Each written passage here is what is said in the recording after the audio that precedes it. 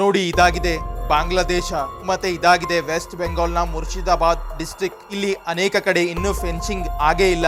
ಮತ್ತೆ ಇಲ್ಲಿಂದನೇ ಲಕ್ಷಾಂತರ ಬಾಂಗ್ಲಾದೇಶಿಗರು ಭಾರತಕ್ಕೆ ಬರ್ತಾರೆ. ಹಾಗಿದ್ರೆ ಪ್ರಶ್ನೆ ಇರೋದು, ಇಲ್ಲಿವರೆಗೆ ಅಲ್ಲಿ ಫೆನ್ಸಿಂಗ್ ಯಾಕೆ ಆಗಿಲ್ಲ? ನೋಡಿ, ಬಾರ್ಡರ್ ಸೆಕ್ಯೂರಿಟಿ ಇರೋದು ಕೇಂದ್ರ ಸರ್ಕಾರದ ಕೈನಲ್ಲಿ. ಆದ್ರೆ ಬಾರ್ಡರ್ ಸಲುವಾಗಿ ಜಾಗ ಕೊಡುವ ಅಧಿಕಾರ ರಾಜ್ಯ ಸರ್ಕಾರದ ಬಳಿ ಇರುತ್ತೆ. ನೇರವಾಗಿ ಹೇಳುವುದು ಆದರೆ ಬಿಜೆಪಿ ಅಲ್ಲಿವರೆಗೆ ಫೆನ್ಸಿಂಗ್ ವರ್ಕ್ ಕಂಪ್ಲೀಟ್ ಮಾಡೋದಿಲ್ಲ, ಎಲ್ಲಿವರೆಗೆ ಟಿಎಂಸಿ ಜಾಗ ಕೊಡೋದಿಲ್ಲ ಅಥವಾ ವೆಸ್ಟ್ ಬೆಂಗಾಲ್ ಸರ್ಕಾರ ಪರ್ಮಿಷನ್ ನೀಡೋದಿಲ್ಲ. ನೋಡಿ, 6 ಬಾರಿ ಕೇಂದ್ರ ಸಚಿವ ಅಮಿತ್ ಶಾ ವೆಸ್ಟ್ ಬೆಂಗಾಲ್ ಸರ್ಕಾರಕ್ಕೆ ಪತ್ರ ಬರೆದು ಮೀಟಿಂಗ್ ಮಾಡಲು ಹೇಳಿದರು. ಆದ್ರೆ ಇಲ್ಲಿವರೆಗೆ ಸಿಎಂ ಮಮತಾ ಬ್ಯಾನರ್ಜಿ ಅವರ ಕಡೆಯಿಂದ ಒಂದು ರಿಪ್ಲೈ ಬಂದೇ ಇಲ್ಲ.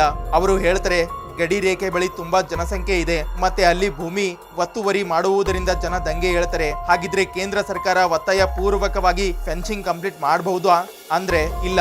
ಏಕೆಂದ್ರೆ ಈ ಸಿಸ್ಟಮ್ ನಲ್ಲಿ ಕೇಂದ್ರ ಮತ್ತೆ ರಾಜ್ಯ ಸರ್ಕಾರ ಎರಡೂ ಸೇರಿ ಕೆಲಸ ಮಾಡಬೇಕಾಗತ್ತೆ. ಸಮಸ್ಯೆ ಬಾರ್ಡರ್ ಇಷ್ಟೊಂದು ಸರಳ ಯಾಕಿದೆ ಅನ್ನೋದಕ್ಕಿಂತ ಕೇಂದ್ರ ಮತ್ತೆ ವೆಸ್ಟ್ ಬೆಂಗಾಲ್ ಸರ್ಕಾರ ನ್ಯಾಷನಲ್ ಸೆಕ್ಯೂರಿಟಿ ಅಂತಹ ದೊಡ್ಡ ಸಮಸ್ಯೆಯನ್ನ ಇಷ್ಟು ಹಗುರವಾಗಿ ಕಾಣ್ತಾ ಇದೆ ಅನ್ನೋದು ಆಗಿದೆ. ತಮ್ಮ ವೋಟ್ ಬ್ಯಾಂಕ್ ಸಲುವಾಗಿ ಪಶ್ಚಿಮ ಬಂಗಾಳ ಸರ್ಕಾರ ಈ ರೀತಿ ಮಾಡ್ತಾ ಇದೆ ಅಂತಾನೂ ಹೇಳಬಹುದು. ಇಂತಹ ಫ್ಯಾಕ್ಟ್ ವಿಡಿಯೋ ನೋಡಲು ಚಾನಲ್ ಅನ್ನು ಸಬ್ಸ್ಕ್ರೈಬ್ ಮಾಡಿ, ಹಾಗೆ ನಮ್ಮನ್ನ ಫಾಲೋ ಮಾಡಿ, ಸಪೋರ್ಟ್ ಮಾಡಿ.